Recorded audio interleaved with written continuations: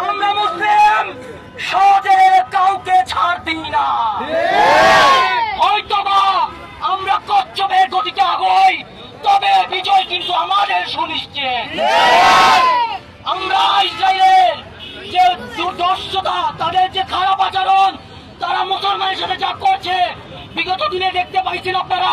ছোট থেকে ছোট বাচ্চারা বোমা হামলায় অনেকে দেখা যাচ্ছে আকাশে উড়ে যাচ্ছে।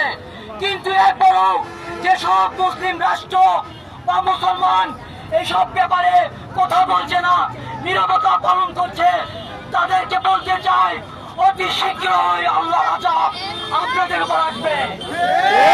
কাজে ঘরে বসে না থেকে আপনারা প্রতিবাদ জানান। বাংলাদেশের মাটিতে ইসরায়েলের পণ্য কোকা-কোলা বা যে কোনো জিনিস যারা ডিলারশিপ নেবে তাদের কারখানা সহ ওখানে আগুন লেগে দিন। যেভাবে পুরে সরকার হচ্ছে, আমার মুসলমান ভাইরা ওদেরকেও ঠিক সেইভাবে বাংলার জমিনে পুড়িয়ে দিন। এর জন্য যদি আসামি হতে হয় সর্বপ্রথম আমি হব ইনশাআল্লাহ।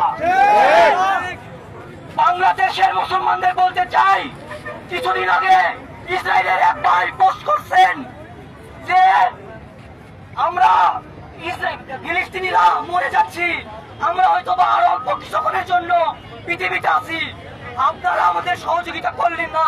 হাই জাহিলিয়া মুসলমান, আমরা তাদের বলতে চাই ভাই আমাদের সক্ষমতা নাই। আমাদের যদি সক্ষমতা থাকতো, নবীজির এক যুদ্ধে সাহাবীরা বলেছিল নবীজি আপনি ভয় পাইন না, আমরা আপনার ডানে বামে আগে পিছে শেষ নিঃশ্বাস অব্দি যতক্ষণ পর্যন্ত চোখ বন্ধ না হয়েছে আমরা যুদ্ধ চালিয়ে যাবো। ঠিক ওইভাবে ফিলিস্তিনের জন্য আমরা যুদ্ধ চালিয়ে যেতাম, কিন্তু আমাদের সেই সক্ষমতা নেই। সেই জন্য আমি আমার সেই ভাই বোনদের কাছে ক্ষমা চাচ্ছি। বোন ভাই, সত্যিকার অর্থে আমরা জাহেলিয়া তোমাদের জন্য কিছুই করতে পারলাম না। আসসালামু আলাইকুম, সবাইকে ধন্যবাদ।